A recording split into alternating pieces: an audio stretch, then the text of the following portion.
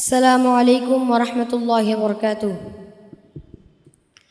As-Sunnah model মাদ্রাসা কর্তৃক আয়োজিত আজকের কুরবানির মাসাইল ও তাৎপর্য বিষয়ক অনুষ্ঠানে উপস্থিত সম্মানিত সভাপতি মহোদয় ও আসুন্নাহ মডেল মাদ্রাসার প্রতিষ্ঠাতা পরিচালক হাফেজ মাওলানা মুফতি মাসুদুর রহমান ও আমার শ্রদ্ধেয় শিক্ষক মহোদয়গণ এবং দূরদূরান্ত থেকে আগত অভিভাবক মহোদয় এবং আমার সহপাঠী জ্ঞান পিপাসু ছাত্র ভাইদেরকে জানাই ঈদুল আজহার অগ্রিম শুভেচ্ছা ও অভিনন্দন।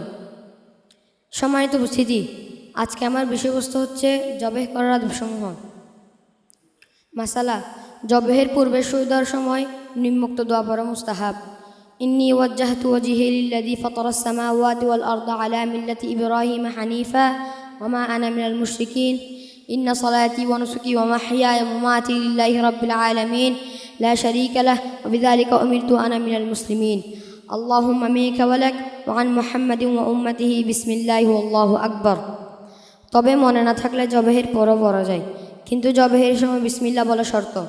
মাসালা, হযরত ইবনে আব্বাস, হযরত আনাস ও হযরত ইবনে উমর রাদিয়াল্লাহু তাআলা আনহু হতে বর্ণিত যে জবেহ করার সময় যদি মাথা একেবারে কেটে পৃথক হয়ে যায় তবে কোনো ক্ষতি নেই।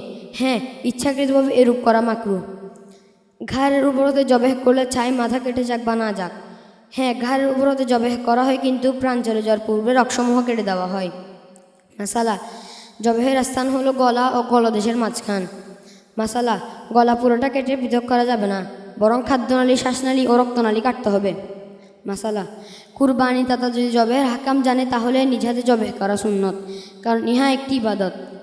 আর যদি কুরবানি দাতা জবেহের হাকাম না জানে, যিনি জবেহের হাকাম জানে তাকে দায়িত্ব দিয়ে জবেহের স্থানে উপস্থিত থাকা উত্তম। মাসালা, জবেহ করার সময় সকল শরীক উপস্থিত থাকা বা সকলের নাম নেওয়া জরুরি নয়, উপস্থিত থাকা মুস্তাহাব। মহিলা শরীক যদি পর্দার ভিতরে উপস্থিত থাকতে পারে উত্তম। মাসালা, জবেহকারী পশ্চিম দিকে মুখ করে দাঁড়ানো সুন্নতে মুআক্কাদা। অজর ছাড়া ছেড়ে দেওয়া মাকরুহ। পশুকে পশ্চিম দিকে ঝুঁকিয়ে শোয়ানো সুন্নত।